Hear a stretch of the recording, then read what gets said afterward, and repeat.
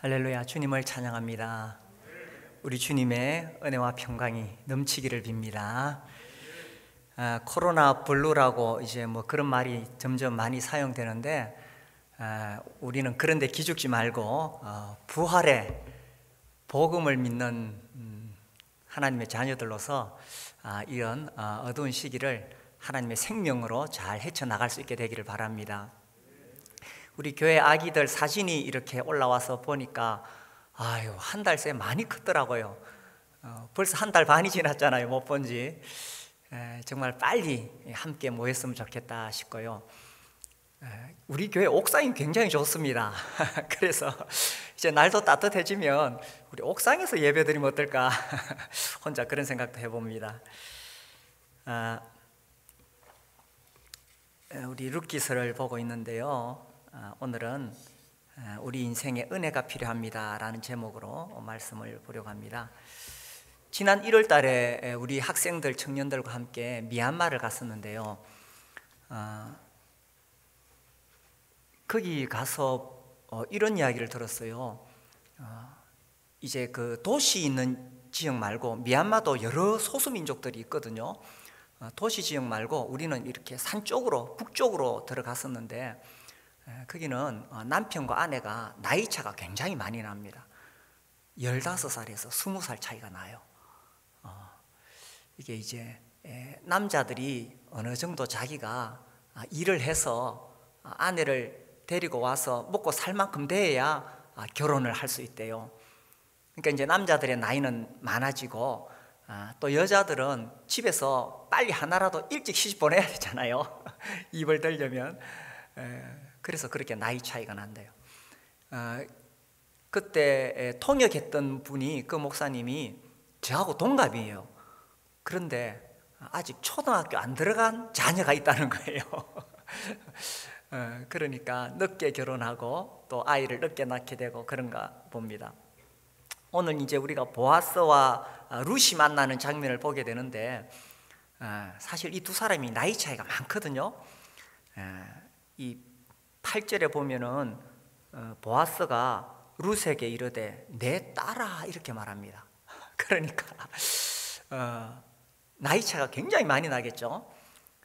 근데 이제 지금 우리 시대의 이런 시각으로 고대 시대 성경을 다 이해할 수가 없습니다.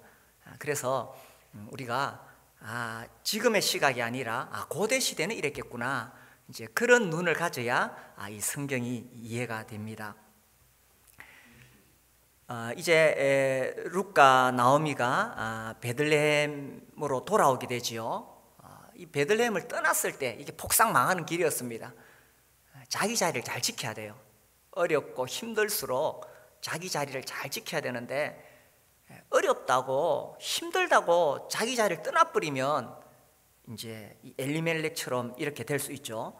그러나 1장 22절에서 이제 나오미가 돌아옵니다. 베들레헴 돌아와서 이제 뭔가 이 새로운 서막이 열릴 듯한 그런 느낌을 우리에게 주고 있죠. 2장에 보시면 나오미의 남편 엘리멜렉의 친족으로 유력한 자가 있으니 그의 이름은 보아스더라. 모압 여인 룻이 나오미에게 이르되 원하건대 내가 밭으로 가서 누구에게 은혜를 입으면 그를 따라서 이삭을 주겠나이다 하니, 나오미가 그에게 이르되 내 따라 갈지어다 하며.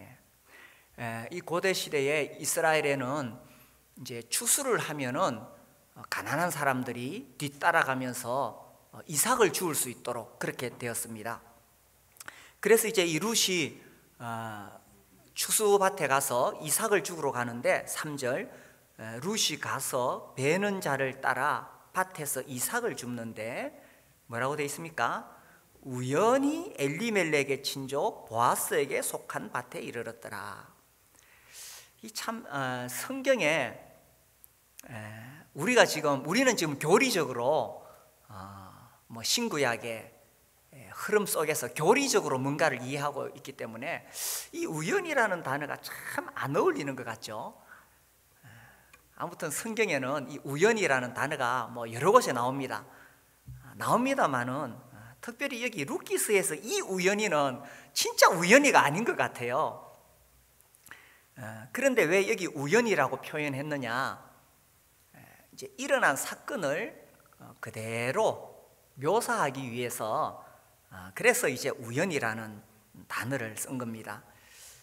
그래서 이 룻과 보아스가 만난 것이 어떤 의도가 있었던 것도 아니고 룻이 무슨 계획을 세운 것도 아니었다는 이야기입니다. 룻이 무슨 계산을 한 것도 아니었다는 겁니다. 그런데 그야말로 룻이 우연히 이 보아스의 밭에 이르게 되었다는 거죠. 그런데 사실 여기서 이제 새로운 시작이 일어나는 겁니다. 새로운 시작. 그러니까 이 우연히가 세상적으로 말하는 그런 우연히가 절대 아니라는 거죠. 정말 하나님께서 이 룻이 보아스를 탁 만나도록 이렇게 쫙 이끌어 가신다는 것을 우리가 느끼게 됩니다. 모든 우주 만물을 하나님께서 주관하고 계시죠. 우리 인생에 일어나는 모든 일들 다 하나님께서 주관하고 계십니다. 이 룻이 보아스를 만나게 된 것도 우연이라고 기록했지만 그 이면에는 하나님께서 그렇게 섭리하고 계시는 것을 볼 수가 있지요. 그래서 정말 우리 인생의 참된 감독자가 누구냐? 영화가 이제 잘 만들어지니까 우리 뭐 지난번에 기생충 이렇게 하니까 그 감독이 막 상을 받고 이렇게 하잖아요. 감독이 다 조정하는 겁니다. 우리 인생의 감독이 누구시냐? 하나님께서 우리 인생을 다 이렇게 조정하고 계신다는 거죠. 그러면 우리가 살면서 누구한테 잘 보여야 됩니까? 그리고 이제 4절에 보면 마침 보아스가 베들레헴에서부터 와서 베는 자들에게 이르되, 이렇게 그때 마침 보아스가 또 왔다는 거예요.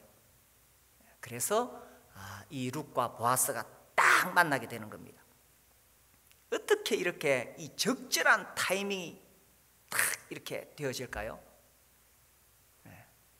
영화를 보면은 뭐 배우들이 나와서 막 움직이고 이렇게 하는데 그걸 누가 딱 결정하고 조정합니까?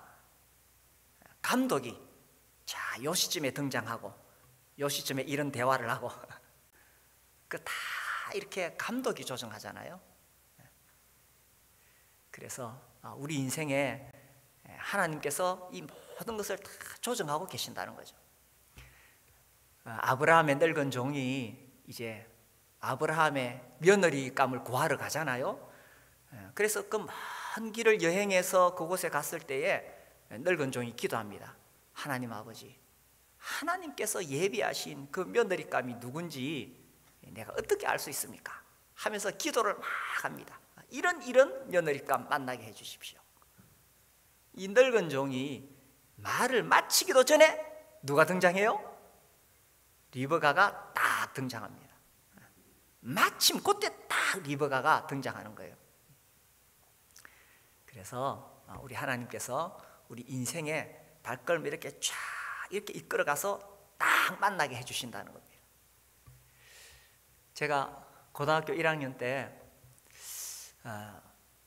하여튼 이 사춘기 시절에 인생이 무언가를 생각하잖아요. 그러면서 교회는 다니고 있었는데 제가 이 명확한 복음을 들을 기회가 없었어요. 그러다 보니까 하나님을 인정은 하는데 믿는 것이 무엇인지 뭐 어떻게 하는 것인지 알 수가 없었던 거죠. 그러다가 이제 가을 무렵에 제가 이제 밖에서 뭐 놀다가 이제 집에 들어왔는데 그때 마침 우리 집에 어떤 자매님이 와 계셨어요. 이 자매님이 우리 집 오셨다가 이제 가시려고 하다가 마침 그때 저를 딱 만난 거예요. 그리고 저에게 물었어요. 구원 받았냐고. 그래 제가 뭐 이런저런 이야기를 막 하니까 그분이 앉으시더니 성경을 펴서 이렇게 보여주셨어요. 그날 제가 예수님 믿게 된 거예요. 저는 하나님도 알았고 예수님도 알았죠. 예수님이 우리 죄를 위해 십자가에 죽으셨다는 거 알았죠. 그런데 그날 제가 알아들었던 말씀은 예수님이 내 죄를 위해 죽으셨구나, 내 죄가 다 사해졌구나, 그리고 내가 구원받는 것은 어떤 종교적인 공로를 쌓는 것도 아니고 선한 행위를 해서 되는 것도 아니고 예수님 믿으면은 영생을 얻었고, 그렇구나. 그날 제가 예수님 믿고 구원을 받게 된 거예요. 마침 그때 딱 만나게 된 거예요. 그게 그야말로 그냥 세상에서 말하는 그런 우연이었을까요? 우리 하나님께서 우리의 발걸음을 딱 인도하셔서 그 타이밍에 딱 만나도록 하셨다고 여기십니다. 저는 이 말씀 볼 때마다 에스더가 늘 생각이 납니다. 이 에스더 사건, 에스더 6장에 보시면요, 6장 1절에 그날 밤에 왕이 잠이 오지 아니하므로 명령하여 역대 일기를 가져다가 자기 앞에서 읽히더니, 이제 그 다음 날 하만이 모르드게를 높이 매달아서 죽이려고 하고 있죠. 이제 그 다음에 곧 유대인들을 완전히 멸절시키려고 합니다. 근데 하필 그날 밤에 왕이 잠이 오지 않았을까요? 이게 그냥 우연이었겠어요? 그리고 잠이 안 오면은 뭐 산책을 하든지 뭐 얼마든지 왕이 할 수 있는 일들이 많이 있겠죠. 그런데 하필 왕이 역대 일기를 가져다가 읽으라고 했을까요? 그리고 이 왕궁에 왕의 역대 일기가 얼마나 많이 있겠습니까? 그런데 하필 2절 그 속에 기록하기를 문을 지키던 왕의 두넷이 빅다나와 데레스가 아수에로 왕을 암살하려는 음모를 모르드게가 고발하였다. 하필 이 대목을 읽었을까요? 이게 우연이겠어요? 그래서 3절에 왕이 이르되 이 일에 대하여 무슨 존귀와 관작을 모르드에게 베풀었느냐 하니 척근 신하들이 대답하되 아무것도 베풀지 아니하였나이다 하니라. 왕을 모살하려고 하는 자를 고발해서 내 목숨이 살았는데 아니 아무 상도 안 줬단 말이냐. 그래서 4절에 왕이 이르되 누가 뜰에 있느냐 하매 마침, 여기 나오네요, 그죠? 마침 하만이 자기가 세운 나무에 모르드게를 달기를 왕께 구하고자 하여 왕궁 바깥들에 이른지라. 자기 죽을 줄 모르고 찾아왔는 거예요. 마침, 그죠? 이게 다 우연이겠습니까? 그래서 이 우연히와 마침을 하나님께서 주관하시고 하나님의 역사를 이루어 가신다는 거예요. 그러니 우리가 살면서 누구한테 잘 보여야 됩니까? 누구의 은혜가 필요합니까? 그래서 참 우리가 살아가는 동안에 정말 하나님의 은혜가 필요하고 하나님께 잘 보여야 되는 거예요. 이게 또 잘못 이렇게 되면요, 정말 우리가 코로나 조심한다고 뭐 손 씻고 뭐 해야 됩니다. 그렇게 손 씻었는데 우연히 무슨 볼일 보러 나갔다가 확진자 만나가지고 그만 그 사람한테 마침 그 사람 만나가지고 코로나 걸릴 수도 있는 거예요. 또 진짜 내가 그 코로나 걸린 사람 만날 수밖에 없는 상황이었는데 우연히 마침 어떤 사건이 나서 나는 안 걸리고 피해갈 수도 있는 거예요. 그래서 우리 삶에 하나님의 은혜가 절대적으로 필요하다는 겁니다. 인생의 발걸음을 인도하시는 분이 하나님이시니까 예레미야 10장 말씀해 보시면요, 예레미야 10장 23절, 자, 찾으신 분은 같이 한번 읽어볼까요? 23절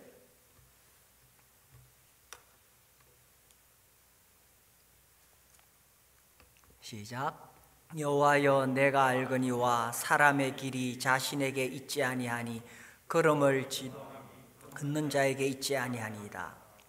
사람의 길이 자신에게 있지 아니하니 걸음을 지도함이 걷는 자에게 있지 아니하니이다. 우리는 다 내 마음대로 걷고 내 의지대로 살아가는 것 같지만 물론 하나님께서 인간의 자유의지를 억압하거나 제한하지는 않습니다. 절대 하나님은 우리 자유의지를 존중하십니다. 그러나 우리가 내 인생에 뭐 내가 계획하고 내가 뭐 잘하면 될 줄 알지만 그게 아니라 하나님의 은혜가 절대적으로 필요하고 우리 하나님한테 잘 보여야 되는 거예요.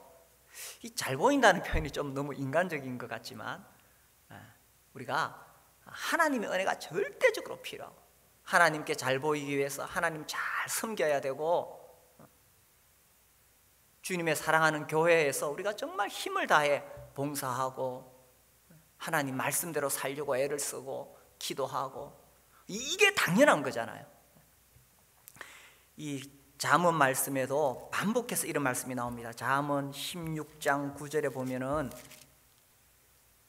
사람이 마음으로 자기의 길을 계획할지라도 그의 걸음을 인도하시는 이는 여호와시니라. 잠언 20장 24절에도 사람의 걸음은 여호와로 말미암나니 사람이 어찌 자기의 길을 알 수 있으랴. 룻이 어찌 자기의 길을 알 수 있으랴. 룻은 그냥 이삭 주러 갔는데 하필 마침 그게 보아스의 밭에 이른 것은 하나님께서 그 발걸음을 인도하신 것이 아니겠어요? 그래서 우리가 살아가는 일상생활 속에서 우리는 수없이 우연히와 마침을 경험하게 됩니다. 그래 우리가 아침마다 집을 나서기 전 오늘 집을 나서기 전 기도했나요? 직장에 출근할 때 얼마나 많은 사고와 위험, 어려움이 있습니까? 그래서 우리가 주님께 기도하고 하루를 시작하고 또 직장생활하면서 사업하면서 교회 생활하면서 우연히와 마침을 주관하시는 하나님, 정말 하나님의 은혜가 나에게 부어지기를 기도합니다. 그리고 또 우리가 하나님을 믿는다는 게 뭐겠어요? 우리는 하나님의 선하심을 믿습니다. 그 선하신 하나님께서 우연히와 마침을 통해서 나를 보호하시고 지키시고 함께 하시는 것을 믿는 것이 믿음이잖아요. 지금 코로나로 인해서 참 어려움을 겪고 있습니다. 다들 답답하고 정신적으로 우울함, 불안감도 있고 또 이 사업하시는 분들 참 어려움을 겪는 분들이 많이 계실 거예요. 그래서 이런 상황이지만 우연히와 마침을 주관하시는 하나님께서 내 인생을 딱 붙잡아 주시도록 우리가 그렇게 기도하고 그렇게 하루하루 살아가는 거죠. 이 하나님의 우리 발걸음을 인도하시는 하나님의 은혜가 우리 모두에게 넘치기를 빕니다. 자, 그래서 이제 이 룻이 마침 이 보아스의 밭에 이르게 되는데 이 2절에 보니까 룻이 이렇게 표현합니다. 내가 누구에게 은혜를 입으면, 우리가 살아가는 동안에 정말 하나님의 은혜가 필요한데 여기 보니까 룻은 사람에게 은혜를 입는 것으로 표현하고 있습니다. 내가 누구에게 은혜를 입으면, 우리가 사는 동안에요 사람의 은혜도 필요합니다. 나는 뭐 사람의 도움 받을 필요 없어요. 나는 사람의 은혜는 뭐 필요 없어요. 나는 하나님의 은혜만 받으면 돼요. 그런데 하나님의 은혜가 사람을 통해서 부어진다니까요. 그래서 하나님의 은혜를 구하는 사람은 또 사람의 은혜도 있게 됩니다. 룻은 지금 정말 자기 힘으로는 살 수가 없습니다. 이방 여인으로서 미망인이지요. 남편도 없지요. 힘도 없고 백도 없어요. 이 베들레헴의 유다 땅에 올라왔지만 아는 사람도 없어요. 가진 것도 없어요. 유대인들은 이 선민의식이 굉장히 강합니다. 그래서 이방인들을 아주 무시해요. 아주 우습게 생각합니다. 왜 한국 사람들도 저기 동남아 가난한 나라에서 돈 벌러 온 사람들 괜히 무시하잖아요. 근데 그것과는 비교도 안 되는 겁니다. 그래서 이 이방 여인이 이 이스라엘 땅에 올라왔는데 어떻게 살 수 있겠어요? 그래서 누구에게 은혜를 입으며, 자기에게 정말 은혜가 필요하다는 걸 알고 겸손한 마음의 자세로 이제 이삭을 주러 간 겁니다. 그래서 우리가 인생 사는 동안에 사람의 은혜도 입을 필요가 있습니다.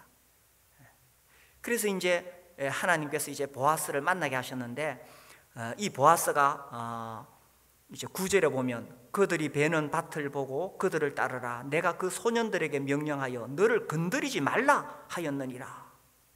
이제 이 보아스의 은혜를 잊게 되죠. 목이 마르거든 그릇에 가서 소년들이 기로운 그것을 마실지니라 하는지라. 10절 룻이 엎드려 얼굴을 땅에 대고 절하며 그에게 이르되 나는 이방 여인이거늘. 이게요 보통 심각한 문제가 아닙니다. 모압 사람들은 이스라엘 사람들이 볼 때에 정말 하찮게 보는 사람이에요. 정말 하찮은 이방 여인이거늘 당신이 어찌하여 내게 무엇을요? 은혜를 베푸시며 나를 돌보시나이까. 은혜를. 그래서 사람에게 받는 이 은혜가 필요하고, 룻은 그것을 구했고 또 그것에 대해서 감사할 줄 알았어요.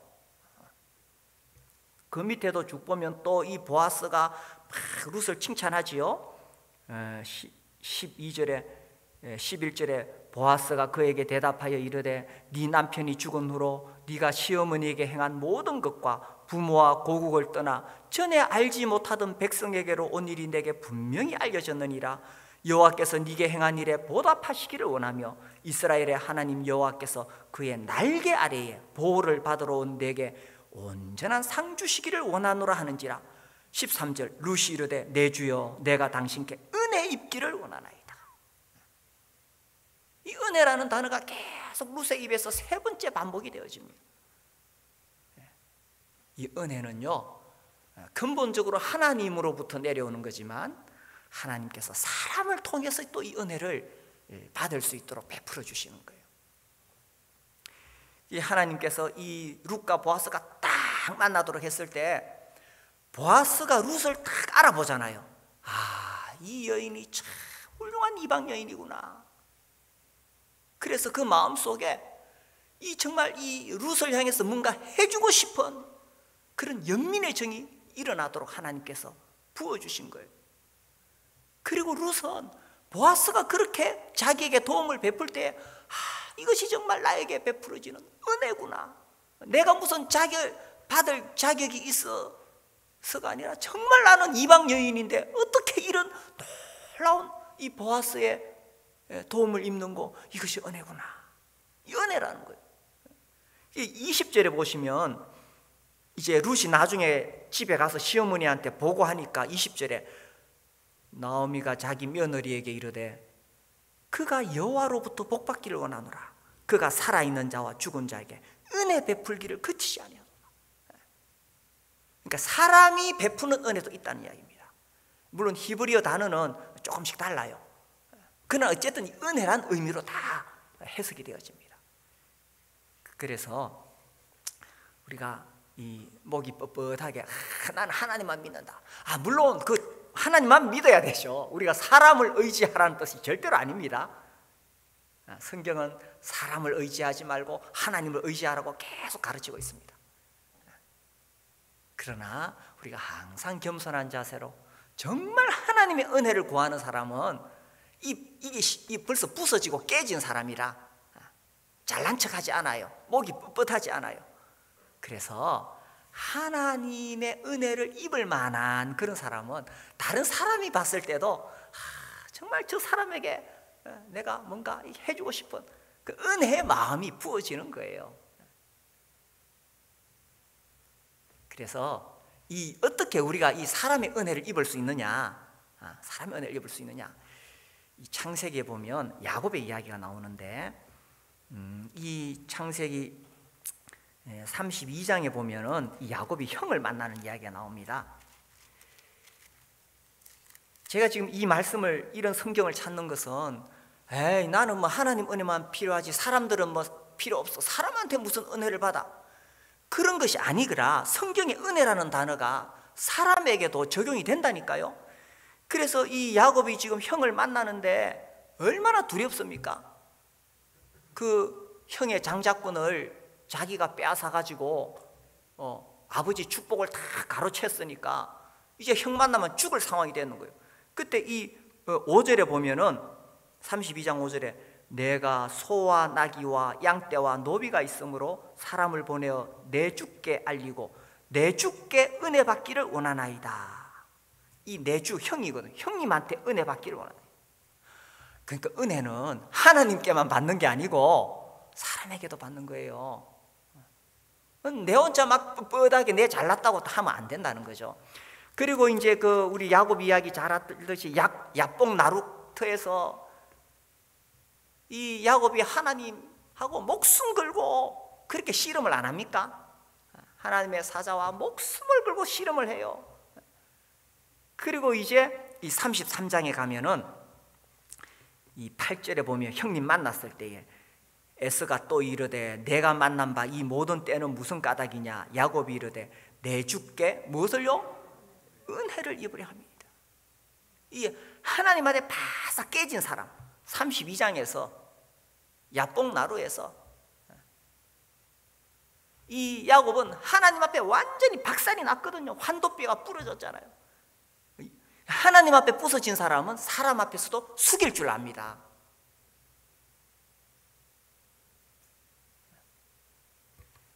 그리고 뒤에 15절에 보면은 에스가 이르되 내가 내 종 몇 사람을 네게 머물게 하리라. 야곱이 이르되 어찌하여 그리하리까. 나로 내 주께 은혜를 얻게 하소서. 또 은혜라는 표현. 이게 뭐 사람한테 비굴해지라든지 뭐 하나님보다 사람을 더 믿으라든지 그런 뜻이 아닙니다. 정말 하나님 앞에 깨지고 부서진 사람, 하나님의 은혜를 입을 만한 사람은 사람의 은혜도 구하고 사람의 은혜도 입게 된다는 이야기죠. 그래서 막 목에 힘주고 뻣뻣하게 다니는 것이 아니라 또 막 특히 윗사람에게 치받고 올라가고 권위를 막 무시하고 이런 게 아니에요. 특히 하나님 은혜는 위로부터 내려지기 때문에 정말 이 권위를 존중해야 됩니다. 직장에서 하나님 은혜가 권위로 직장에서도 그렇고요, 그죠? 가정에서도 부모님의 권위, 부모님의 권위를 존중하는 자녀들이 하나님 은혜를 입는 거예요. 교회에서도 주님께서 교회에 세우신 권위들이 있는데 우리 목자 목녀님들이 목장을 이끌어 가실 때에 참 우리 목자 목녀님들이 섬기고 있지만 그분들의 분명히 권위가 있다는 겁니다. 또 교회 안에 장로들이 계시죠, 그죠? 또 여러 분야의 일꾼들이 계시는데 주님께서 그들에게 주신 권위가 있습니다. 그래서 하나님의 은혜를 입기를 원하는 사람은 사람의 은혜도 입게 된다는 이야기입니다. 그래서 우리가 살아가면서 하나님의 은혜를 입을 뿐만 아니라 사람의 은혜도 입으시는 분들이 되시기를 바랍니다. 자, 그래서 이제 이 보아스가 다시 룻기로 돌아오면요, 룻을 만나게 되는데 2장 1절에 보시면 나오미의 남편 엘리멜렉의 친족으로 유력한 자가 있으니 그의 이름은 보아스더라. 여기 유력한 자라고 되어 있습니다. 유력한 자. 이게 이제 부호다. 뭐 제 밑에 성경에는 또 이렇게 설명이 되어 있습니다. 부호. 아무튼 영향력이 있는 사람, 재력이 있는 사람, 또 어떤 그 권위를 가진 사람, 그런 뜻입니다. 자, 하나님께서 왜 룻을 보아스의 밭에 이르게 했을까요? 이게 1절에 딱 답이 나오잖아요. 그가 유력한 자니까. 하나님께서 왜 유력한 자에게 이 가난한 여인 룻을 인도했을까요? 이 보아스에게 어떤 책임이 있지 않겠습니까? 하나님께서 이 보아스가 유력한 자가 되도록 감독이 배우들에게 다 역할을 맡기잖아요. 너는 왕을 해라, 너는 신하를 해라, 하나님께서 너는 이런 역할을 해라. 이 감독이 영화 만들 때 감독이 다 역할들을 맡기잖아요. 그렇게 감독이 역할을 맡겼을 때 그 배우들은 자기의 역할들이 다 있다는 이야기입니다. 하나님께서 이 보아스에게 유력한 자의 역할을 하도록 그를 그렇게 세우신 데는 하나님의 뜻이 다 있다는 거죠. 그래서 왜 룻을 보아스에게 하나님께서 인도하셨느냐? 보아스가 유력한 자로서 그가 해야 될 역할이 있다는 거예요. 이 가난한 여인을 돌봐야 된다는 겁니다. 오프라 윈프리 이야기는 제가 몇 번 말씀드렸죠. 아주 유명한 미국의 방송인입니다. 그가 어렸을 때 많은 그 시련을 당했죠. 그런 시련을 잘 이겨내고 나중에 이제 많은 사람들에게 희망을 심어주는 그런 사람이 되었습니다. 그 사람이 했던 유명한 사명에 관한 이야기 있죠. 이런 것이 사명이다 라고 이야기했을 때 첫 번째로 한 이야기가 이겁니다. 남보다 많이 가진 것은 축복이 아니라 사명이다. 저는 갈수록 참 명언이다 이런 생각이 듭니다. 우리가 예수 믿고 복 받아가지고 자식도 잘 되고 사업도 잘 되고 내가 예수 믿고 복 받았다. 맞습니다만은 단순히 거기서 그칠 것이 아니라 내가 남보다 더 많이 가진 것이 있으면 그것은 사명이라는 겁니다. 나보다 어려운 사람들 나누어주고 도와주라는 사명이라는 거죠. 이 보아스는 특별한 사명을 받았겠죠. 유력한 자니까 많은 것을 가졌기 때문에 더 많은 일을 했어야 될 것입니다. 제가 어제 저녁에 오랜만에 옛날에 읽었던 책을 또 읽었는데 안희숙 여사의 죽으면 살리라, 죽으면 죽으리라 2편입니다. 그 책 우리 교회적으로 한번 다 읽어봤으면 좋겠어요. 그 책 보면서 제 가슴이 막 찌릿찌릿했어요. 거기 보면 윤은삼 장로님 이야기가 나오는데 이분이 막 엄청난 갑부예요. 하여튼 엄청난 갑부예요. 근데 이분이 계속 나눠줍니다. 계속 나눠줘요. 그래서 하나님께서 유력한 자로 세우신 것은 단순히 축복에서 끝나지 않고 그것이 사명이라는 거죠. 그런데 이 보아스처럼 이렇게 엄청난 유력한 자가 있는가 하면 우리 모두 다 그래도 남들보다 더 많이 가진 것이 다 있어요. 다 있습니다. 이 대구가 코로나로 지금 막 어렵다 그러니까 전국에서 계속 전화가 옵니다. 그러면서 또 이 손 세정제를 한 박스를 공주의 교회가 또 우리 교회 보내주셨어요. 오늘 가시기 전에 꼭 하나씩 가져가세요. 그리고 또 지난주엔 또 마스크도 보내주셨어요. 사실 우리 교회는 이렇게 하나님께서 우리에게 주신 것이 많기 때문에 다른 외부에 우리가 섬기려고 애를 많이 씁니다. 그래서 어쨌든 20군데의 선교지를 돕고 또 지역교회도 돕고 여러 기관들도 돕고 또 어떤 기도 요청이 들어오면 또 우리가 교회적으로 이렇게 우리 장로님들 의논해서 후원하고 그렇게 합니다. 그런데 이번에 제가 손 세정제를 받고 마스크를 받으면서 기분이 아주 묘했어요. 우리가 받아보기는 처음인 것 같아요.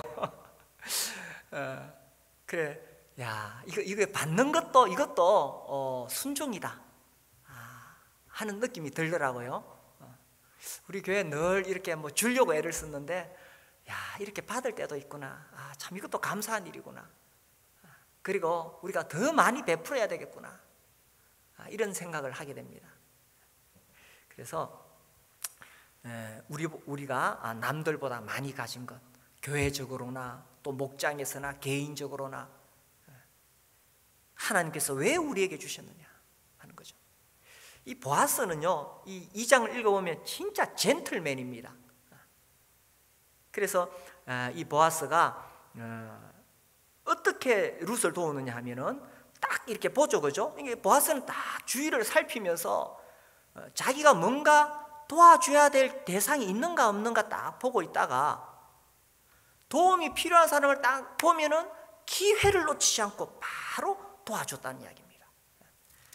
어떻게 도와줬느냐? 아까 쭉 빠르게 제가 읽었습니다만은 이 9절에 보면은 일단 보호해 줍니다.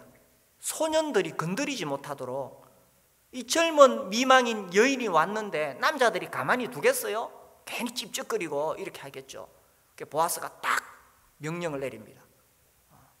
신변의 안전을 보호해주고, 그 다음에 거기 와가지고 일을 하는 동안에 그 더울 때 일할 때 얼마나 목이 마르겠어요. 물 마시라고 딱 이렇게 실제적인 도움을 줍니다. 그리고 이제 여기 12절에 보면은 참 따뜻한 위로의 말을 전하죠. 그 13절에 그 루시 말하기를 나는 당신의 하녀 중에 하나와도 같지 못하오나 당신이 이 하녀를 위로하시고 마음을 기쁘게 하는 말씀을 하셨나이다. 위로하시고 마음을 기쁘게 하는 말씀. 이방 여인, 모압 여인 루시, 그 하나님 선민이라고 자부심이 강한 땅에 올라왔을 때 어떤 모욕을 당할지요, 어떤 수치를 당할지요, 남편 없는 여인, 연약한 여인 어떤 수치를 당할지요. 그래 불안하면서 겨우겨우 따라다니면서 이삭 죽고 있는데 보아스 유력한 자가 딱 나타나가지고 딱 보호해주면서 그렇게 축복의 말을 해주니까 이 룻의 마음이 너무 감동이 되었다는 거예요. 어째 나 같은 자를 이렇게 위로해 주시고 내 마음을 이렇게 기쁘게 해주십니까? 얼마나 위로가 되었겠어요. 그래서 이 보아스가 이렇게 축복이, 그 14절에 또 보면은 식사할 때에 보아스가 룻에게 이르되 이리로 와서 떡을 먹으며 네 떡 조각을 초에 찍으라 하므로 룻이 곡식 베는 자 곁에 앉으니 그가 볶은 곡식을 주매 룻이 배불리 먹고 남았더라. 이 참 가난한 여인, 모압 지방에서 올라올 때 양식이라도 제대로 있었겠어요? 제대로 배불리 한번 먹어봤겠어요? 근데 그렇게 배불리 먹이고, 그리고 이제 15절에 룻이 이삭을 주우러 일어날 때 보아스가 자기 소년들에게 명령하여 이르되 그에게 곡식 단 사이에서 죽게 하고 책망하지 말며 또 그를 위하여 곡식 다발에서 조금씩 뽑아버려서 일부러 헐리라는 거, 일부러 일부러 헐려가지고 죽도록 그렇게 하라는 거예요. 그래서 그날 이 뒤에 읽어보니까 룻이 큰 보따리 싸고 집에 가가지고 이제 털어야 될 거잖아요. 그 이제 열매만, 보리만 털어야 되잖아요. 다 털어가지고 모아보니까 한 에바가 모였다는 거예요. 이 한 에바가 얼마가 되느냐, 고고학자들이 이제 막 발굴하다가 항아리를 파서 항아리를 하나 발굴해가지고 한 에바를 보니까 한 22리터, 23리터 정도 된대요. 그게 이제 한 열흘치 식량이 된대요. 대략 그렇게 하면. 그렇게 넉넉하게 도와주었던 겁니다. 유력한 자, 하나님의 축복으로 끝나는 것이 아니라 그것이 사명이었다는 이야기입니다. 하나님은 사람을 통해서 은혜를 베푸시는데 하나님은 또한 내가 그렇게 은혜 베푸는 사람이 되기를 원하신다는 겁니다. 하나님은 나도 은혜 베푸는 사람이 되기를 원하신다는 거예요. 어떻게 그렇게 하느냐? 기회를 놓치지 마라. 다 살펴보다가 정말 내 도움이 필요한 사람이 있으면은 기회를 놓치지 말고 도와주는데, 이 섬기고 도와줄 때는 어떤 사심을 가지면 안 돼요. 사심. 그리고 이게 진짜 중요한 게 자존심 상하게 하면 안 돼요. 보아스가 룻한테 아이고 한 보따리 그만 네가 들고 가라 이러면 안 돼요. 그 자존심 상하는 거예요. 그러지 말고 소년들에게 눈치껏 많이 흘려라. 그거 주워가는 거는 그거는 그 당시 풍습으로서 당연한 거거든요. 그러니까 그냥 공짜로 안 주고 막 흘리게 해가지고 자존심 상하지 않게 그렇게 도와주는 거예요. 그리고 정말 실제적으로 필요한 필요를 채워주고, 그리고 따뜻하게 말해주는 것. 하나님께서 너를 보호해 주실 거야. 이렇게 따뜻하게 말해주는 것. 우리가 전도하려고 목장에서 애를 쓰는데 늘 이걸 제가 강조하잖아요. 야, 그 사람이 우리 목장에 오면 우리 목장에 큰 도움이 되겠다. 그런 사람 전도하지 말라고. 정말 그 사람이 우리 목장에 오면 그 사람한테 큰 도움이 되겠다. 목장에 도움을 필요로 하는 사람, 우리의 도움을 필요로 하는 사람에게 가서 그들을 도와주고 섬기고, 그렇게 해서 예수님 전하라는 이야기입니다. 그래서 남보다 많이 가진 것, 우리 다 그런 거 있습니다.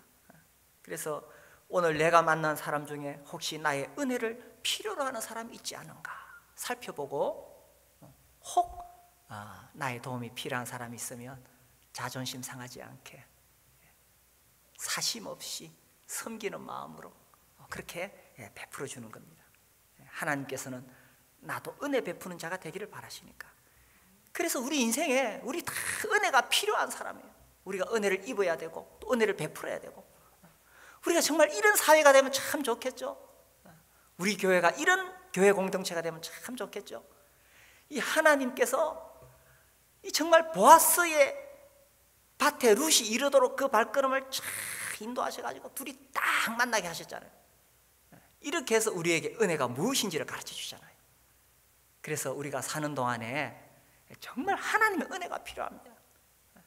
하나님 앞에 잘 보여야 되겠죠. 그리고 사람의 은혜도 필요합니다. 우리가 정말 겸손하고 하나님 앞에 부서진 자세로 그렇게 사람의 은혜도 입어야 돼요. 우리도 또 다른 사람에게 은혜를 베풀어야 되겠죠.